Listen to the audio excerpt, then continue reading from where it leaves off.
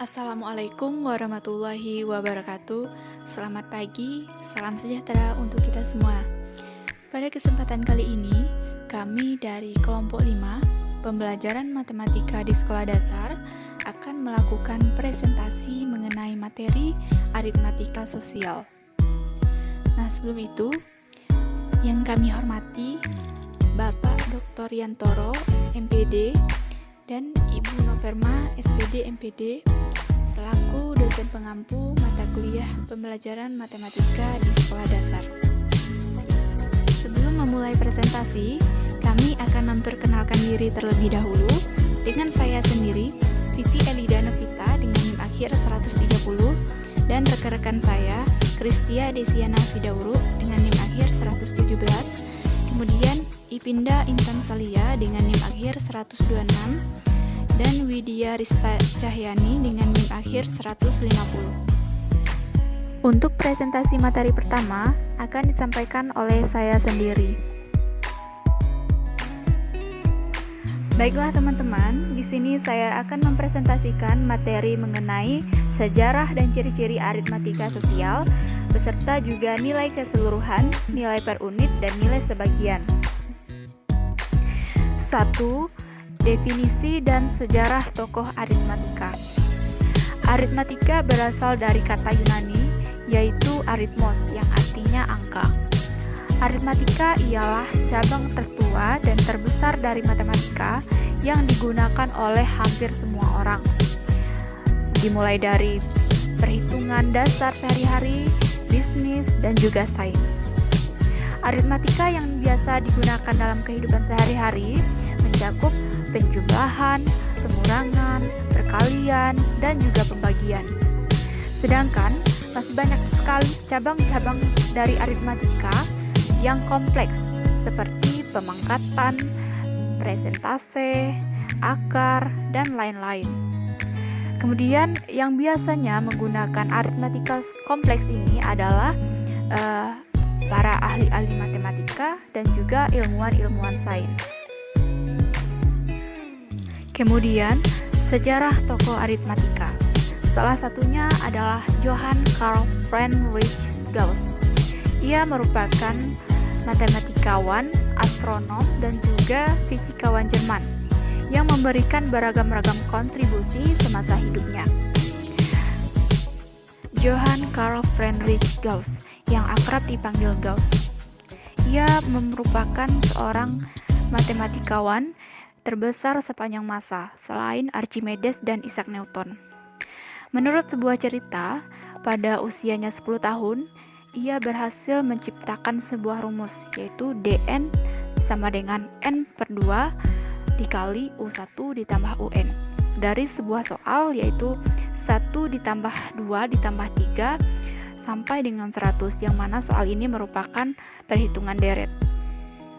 Nah, teman-teman, dari rumus yang diciptakan Gauss tadi, kita pernah menjumpainya pada saat di SMP dan juga di SMA, yaitu pada materi deret aritmatika, yang mana rumus tadi merupakan salah satu rumus daripada deret aritmatika.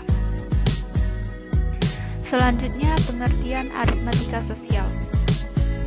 Aritmatika merupakan bagian dari matematika yang disebut dengan ilmu hitung. Kata sosial dapat diartikan sebagai hal-hal yang berkenaan dengan masyarakat. Jadi, dapat kita artikan bahwa aritmatika sosial merupakan bagian dari matematika yang membahas perhitungan-perhitungan yang digunakan masyarakat dalam kehidupan sehari-hari.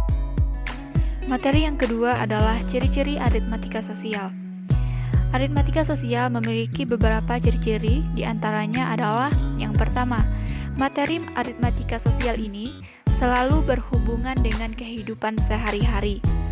Yang kedua, materi ini berkaitan dengan perekonomian atau perdagangan serta transaksi jual-beli. Yang ketiga, pada materi ini terdapat harga keseluruhan, harga per unit, dan harga sebagian. Yang keempat, perhitungan dalam materi ini menggunakan konsep aljabar melalui operasi hitung yang berupa pecahan dan lain-lain. Yang kelima, Bentuk contoh soalnya berupa soal cerita. Baiklah teman-teman, demikian presentasi dari saya. Untuk presentasi selanjutnya akan dilanjutkan oleh Assalamualaikum warahmatullahi wabarakatuh. Perkenalkan, nama saya Widya Arista Cahyani dengan NIM A1D119150. Saya akan menjelaskan nilai keseluruhan, nilai per unit, dan nilai sebagian, serta uang dalam perdagangan. Apakah kalian tahu apa itu harga keseluruhan, harga per unit, serta harga sebagian? Yuk kita simak bersama-sama. Pertama yaitu harga keseluruhan.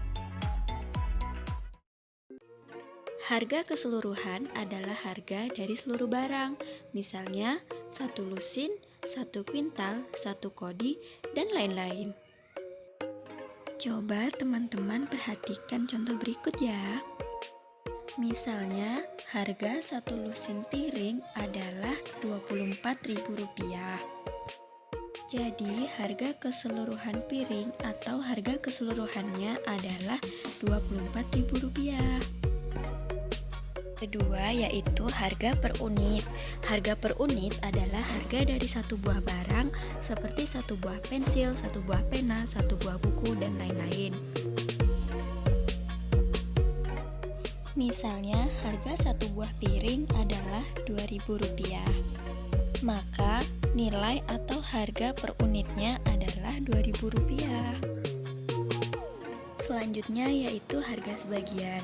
Harga sebagian adalah harga sebagian barang dari keseluruhan, seperti 3 buah buku, 5 pasang baju, 8 buah mangga, dan lain-lain. Misalnya, harga 4 buah piring adalah Rp8.000, maka harga sebagiannya adalah Rp8.000. Sehingga dapat kita simpulkan, harga keseluruhan 1 lusin piring adalah Rp24.000, harga sebagian 4 buah piring adalah Rp8.000, dan harga per unit adalah Rp2.000. Sekarang kita masuk ke rumusnya. Untuk rumus nilai keseluruhan adalah banyak unit dikali nilai per unit. Kemudian nilai per unit adalah nilai keseluruhan dibagi banyak unit. Dan untuk nilai sebagian adalah banyak unit dikali nilai per unit. Sekarang kita masuk ke contoh soal. Kakak membeli 3 buah naga. Ia membayar dengan 4 lembar uang 20 ribuan dan mendapat uang kembalian sebesar Rp11.000. Tentukan harga pembelian seluruhnya, harga pembelian tiap buah, dan jika kakak ingin membeli 2 buah naga lagi, berapakah kakak harus membayarnya? Penyelesaiannya, harga pembelian sama dengan 4 kali 20 ribuan dikurang Rp11.000 sama dengan 80.000 dikurang 11.000 sama dengan 69.000.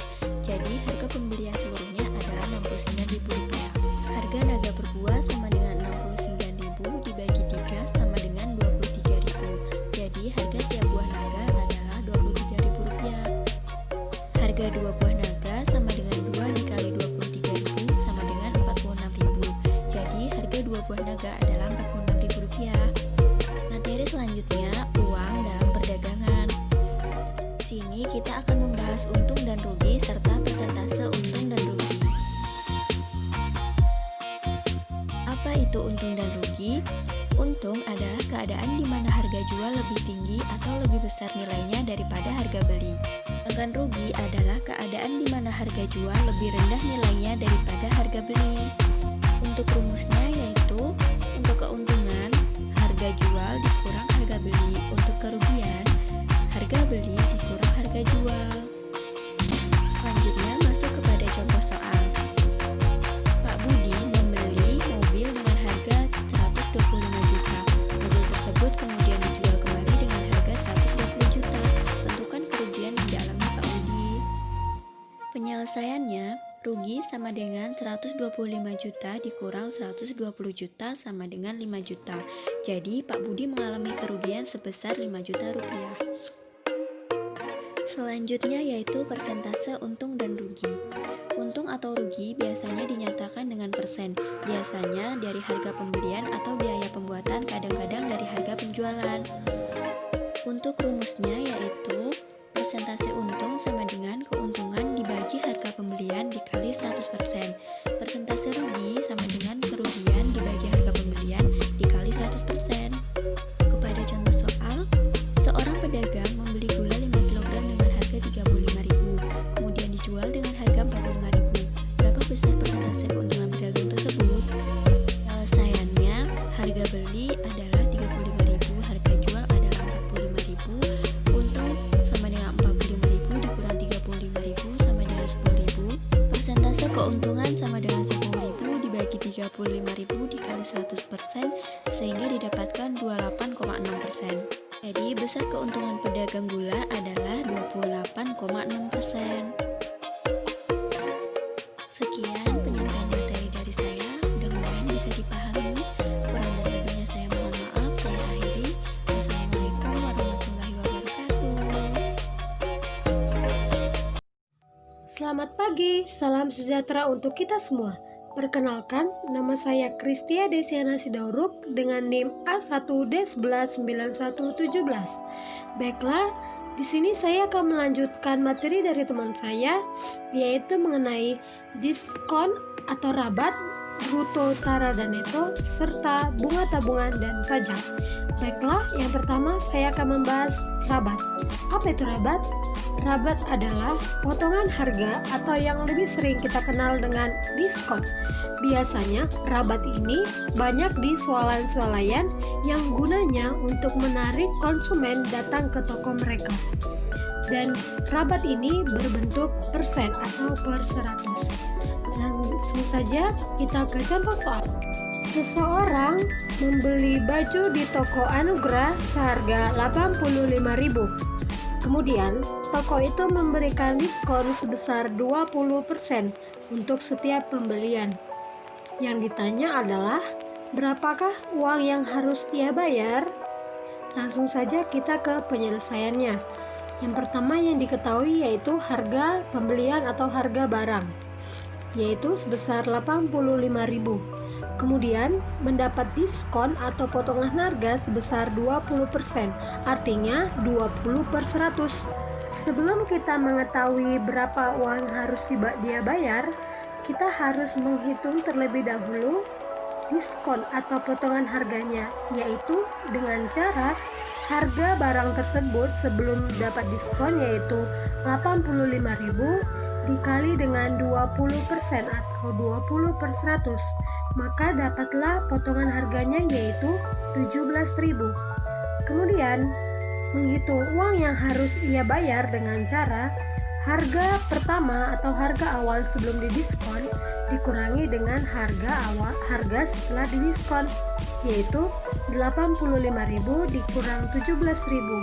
Maka uang yang harus ia bayar adalah 68.000.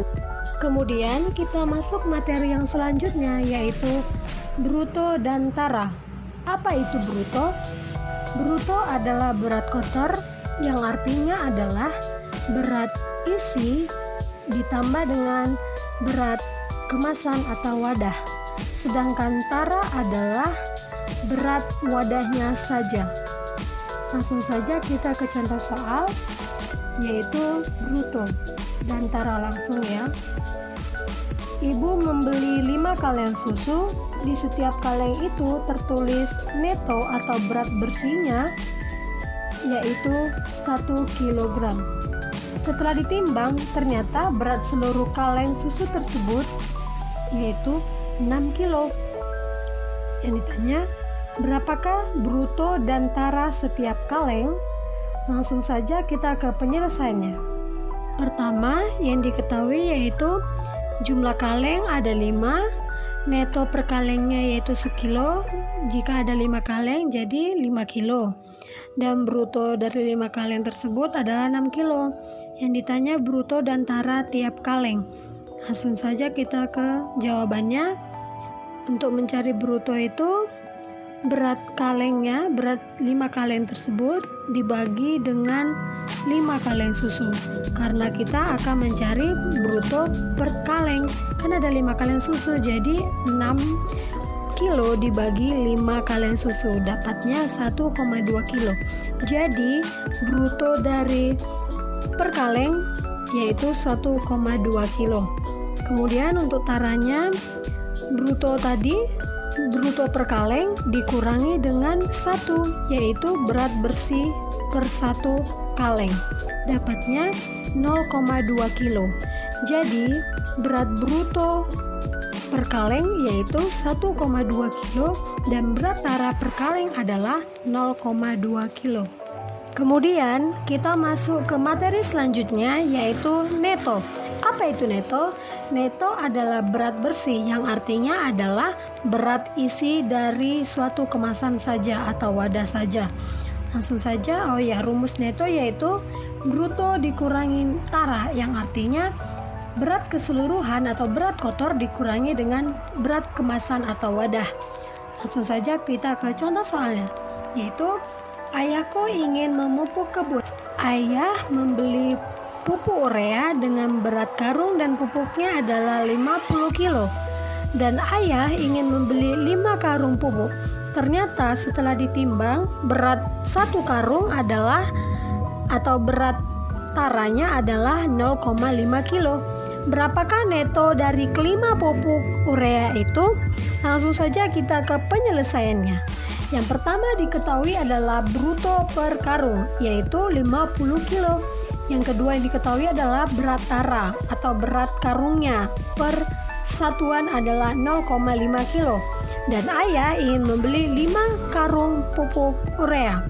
Langsung saja kita sebelumnya yang ditanya yaitu neto dari 5 karung pupuk. Langsung saja ke jawabannya, yaitu untuk kita mencari neto atau berat bersih dari 1 karung yaitu bruto dikurangi tara, artinya berat kotor tadi dikurangi dengan berat karungnya per satuan. Brutonya adalah 50 kilo dikurangi dengan 0,5 kilo, maka dapatlah neto per 1 karung yaitu 45,5 kilo. Yang kita cari adalah neto dari 5 karung pupuk. Langsung saja kita kalikan 45,5 kilo dikali dengan 5, maka dapatlah 227,5 kilo. Jadi neto dari kelima pupuk urea itu adalah 227,5 kilo. Baiklah, di sini saya akan memberikan satu contoh soal HOTS, yaitu pada sebuah warung sembako terdapat 1 karung tepung tapioka. Di karung tersebut tertulis taranya 6%. Setelah ditimbang, berat tepung beserta karungnya 60 kilo, yang artinya brutonya 60 kilo. Kemudian datang Bu Asi ingin membeli tepung itu untuk dia jual kembali dengan untung 15%. Dengan harga beli 200.000. Ibu Asi membelinya dengan harga 200.000. Maka harga jualnya per kilo adalah untuk dijual Bu Asi lagi. Langsung saja kita ke pembahasannya. Yang pertama diketahui adalah bruto. Ingat ya, bruto itu harus 100% karena di situ di bruto itu ada berat wadah dan isinya atau netonya. Brutonya tadi disebutkan 60 kilo, taranya 6%. Maka untuk mencari netonya kita kurangi 100% dikurangi 6%. Jadi netonya yaitu 94% dengan berat 47 kilo. 47 kilo ini dapat dari 94 dibagi 2. Kemudian Ibu Asi ingin membelinya. Kita kan menjualnya semua 1 karung, brutonya 100%.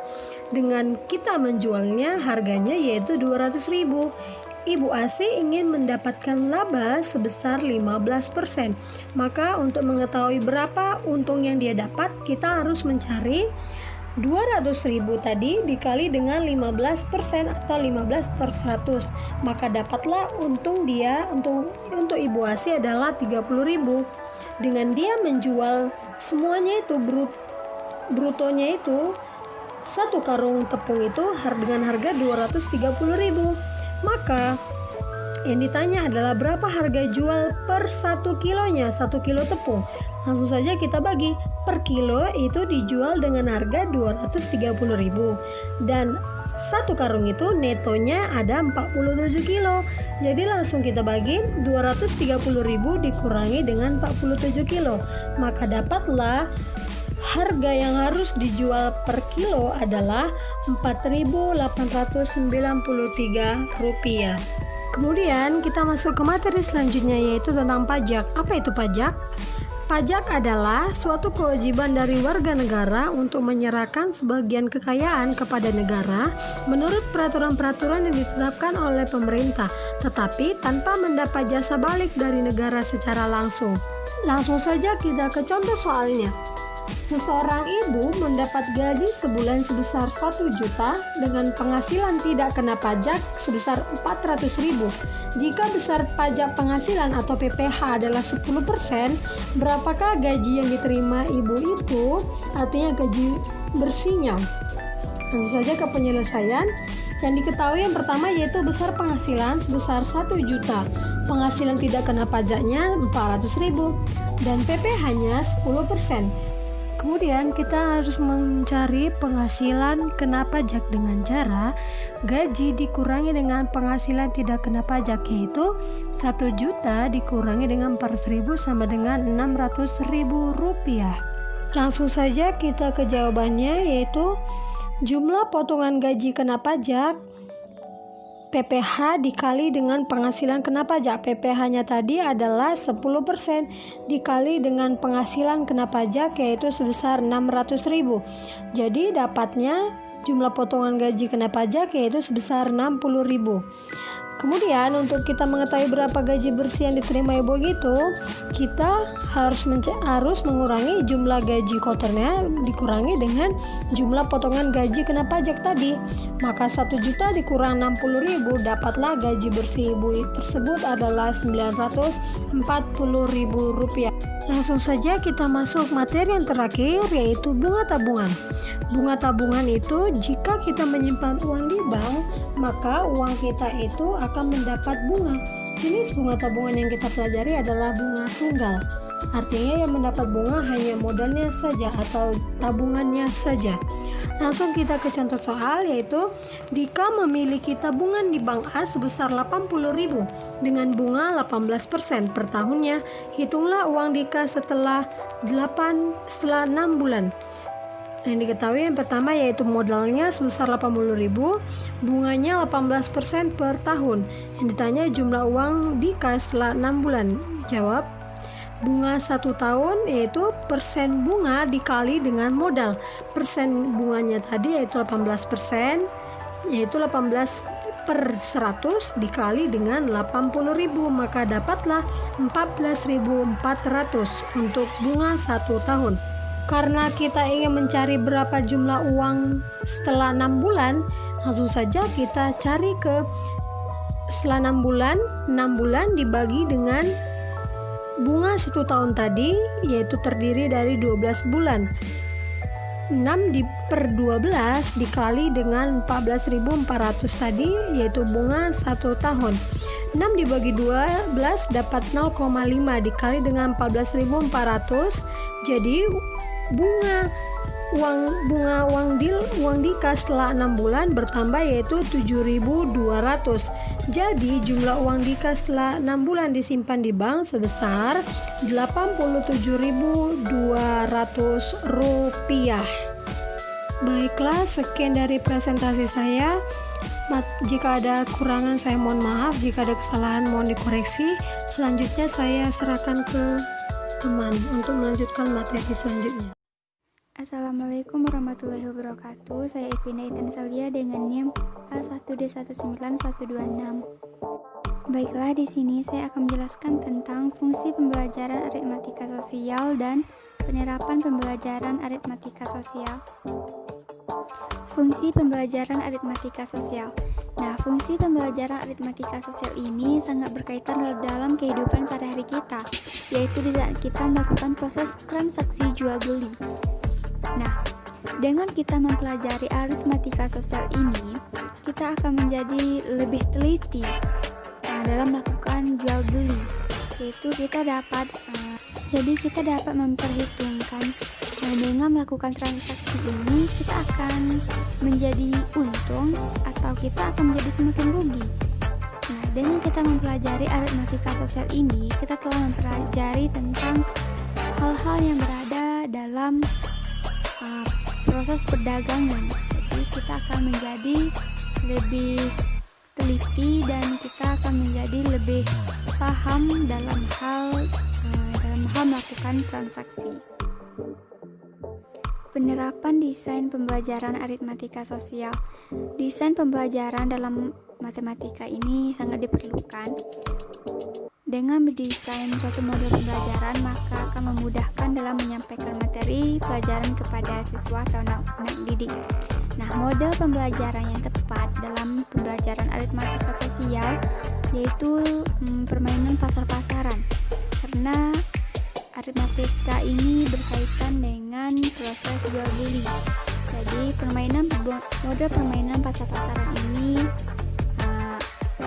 tepat dalam menjadi desain atau model pembelajaran dalam aritmatika sosial.